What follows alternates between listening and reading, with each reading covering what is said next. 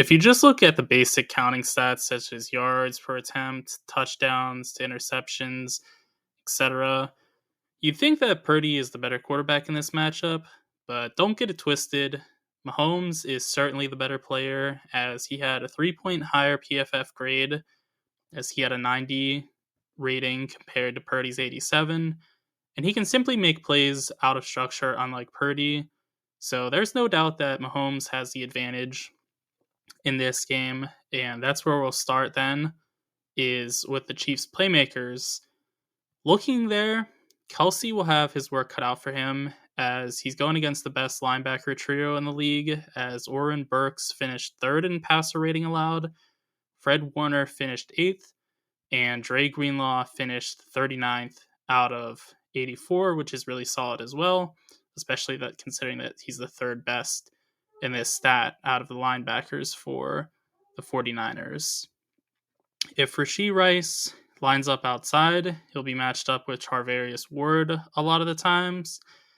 And Ward is a top 5 or so corner, so that's really trouble for the Chiefs again.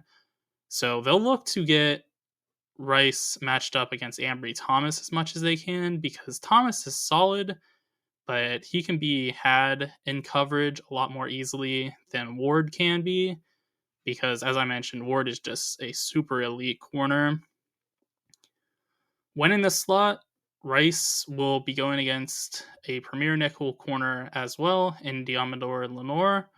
So things will be difficult for the Chiefs star duo unless they can scheme up Rice into Thomas's zone, which is what the Chiefs will obviously look to do. And it won't be too difficult to get that matchup because the Niners cornerbacks don't travel. They stick to one side. So the Chiefs will be able to design route combinations that get Rice into Ambry Thomas's coverage more easily than if the Niners defensive backs did travel and stuck with a receiver in particular. Protection-wise, Jawan Taylor will struggle a fair amount, I would say, against Nick Bosa. But then I think everyone else can handle their matchup because even though the defensive interior for San Francisco is elite, the interior for the Kansas City Chiefs is also really, really good, even without Joe Thuney. And I would say it's more likely than not that he's not going to play. That's what all of the signals have suggested to this point. At this point in his career, Chase Young is solid, but he's not the scariest edge, and Donovan Smith is solid. He's a fine pass protector.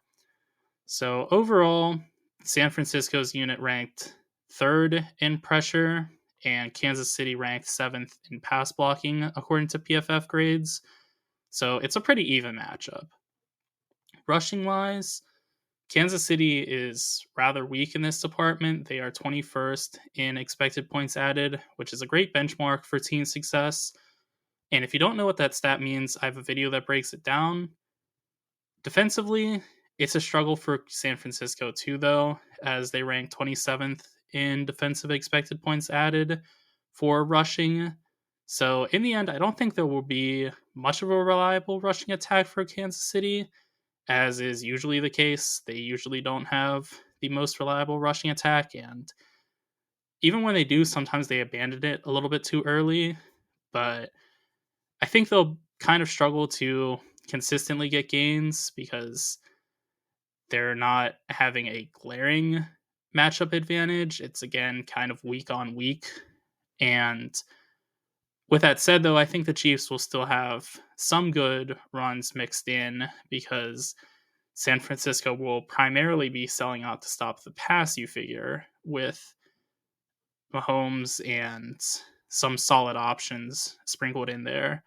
So the Chiefs will have some success rushing, but I don't think it'll be very much. But with that said, I would still try to establish the run somewhat so it's not just entirely on Mahomes, because even though the 49ers defense has not been great all season, it's been good for stretches and then pretty poor for other stretches. Most recently, in fact, it's been pretty poor. I think the best way to attack them is with a balanced attack because they're a lot weaker against the run than they are the pass. Shifting now to San Francisco's offense, though, Steve Spagnuolo will be asking a lot out of his corners again, as he usually does. But in particular, he'll play a lot of man coverage against arguably the best group of weapons in the league.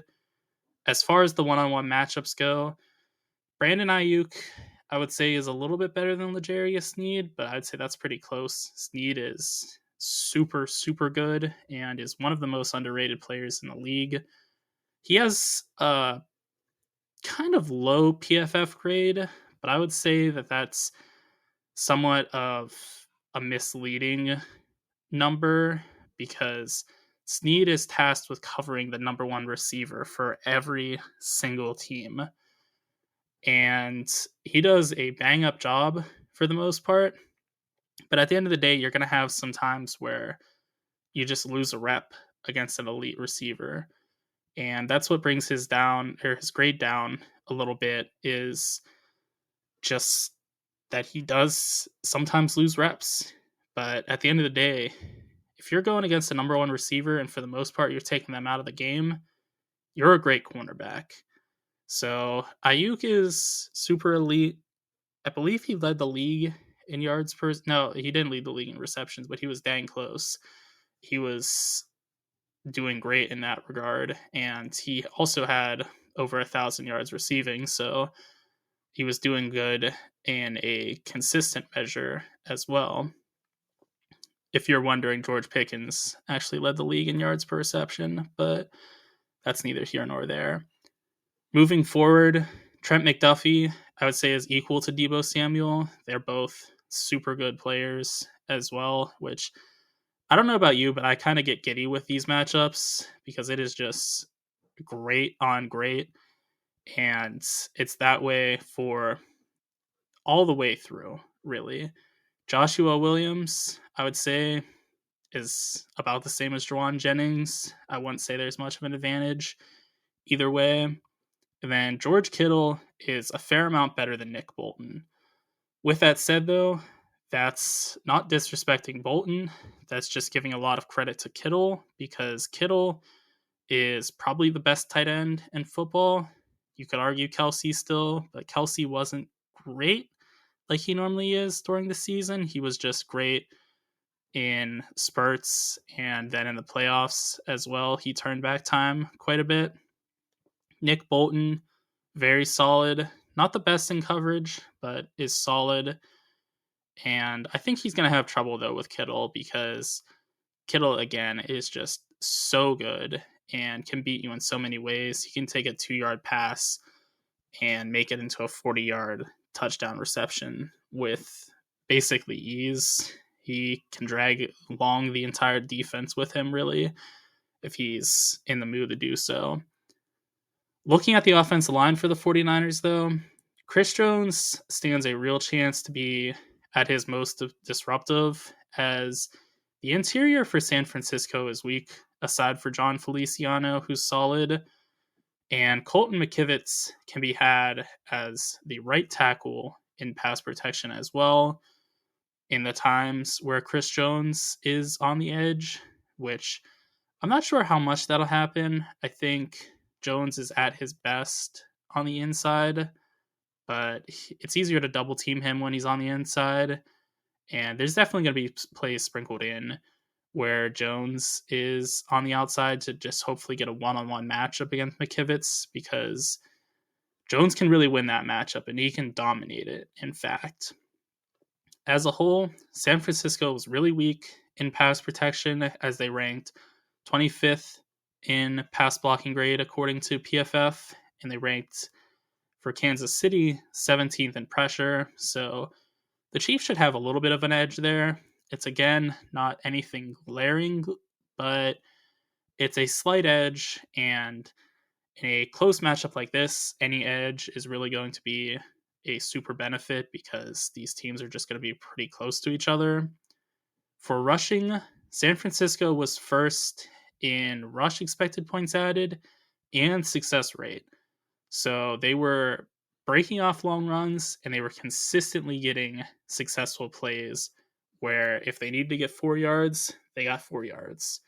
or if they needed to get 5 yards, they'd get 7 yards.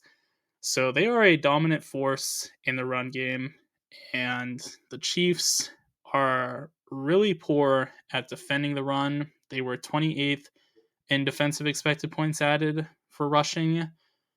So this is far and away the biggest mismatch of the game, and it's what you're going to refer to if you are backing San Francisco in this game. And as I mentioned before, if you have an advantage, that's going to be huge because there's not a lot of advantages to go around in this game. These teams are pretty darn close to each other, and there's just so much talent on both sides of the field for both teams. So those edges are going to be huge. And you might be asking yourself then, am I leading the Niners? I'm not.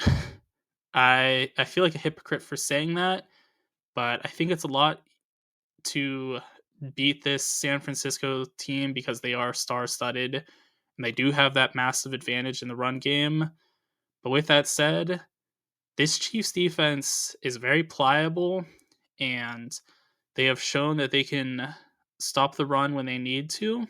They're not going to stop it for no gains, and they're not going to stop it every single play, but they're going to stop it to where you just can't gash them every single play and have success that way. You're going to have to do it with a balanced attack to some extent. And though this 49ers team is elite, they are truly great. There's no one I'd rather have than Patrick Mahomes to pull off a little bit of an upset. I say a little bit because the spread is 2 points. It's not like the Chiefs are expected to get blown out. It's really a pick'em game. And with that said, Spags, the defensive coordinator for the Chiefs, he's asked to do a lot for their defense, but they have the elite talent to match up with San Francisco's elite talent. And then, in addition to that, they present problems where San Francisco isn't so strong as well, like the offensive line with Chris Jones in particular. I also think the rotation for the Chiefs is not bad as a whole, pressure-wise, so it won't just have to be Chris Jones. I think Kansas City should be able to keep it close enough that the discrepancy in quarterback talent can be the deciding factor in this game. I think Mahomes is convincingly better than Purdy. This is not Purdy slander. I don't think he's bad. I think he is on the cusp of being an elite quarterback, but I think there's no doubt that Mahomes is elite. And when I say elite, I mean all-time elite. One of the best quarterbacks to ever play. And when you have that, you always have a chance in every game, but especially this Chiefs defense, I think is going to present some problems for the 49ers. They match up well in the pressure game, as I've mentioned a couple times now. They also match up well in the coverage realm. So I like the Chiefs here. I think it'll be a close game, but those are my thoughts on the game. Be sure to let me know what yours are, and also be sure to like and subscribe for more NFL and soon to come NBA content as well.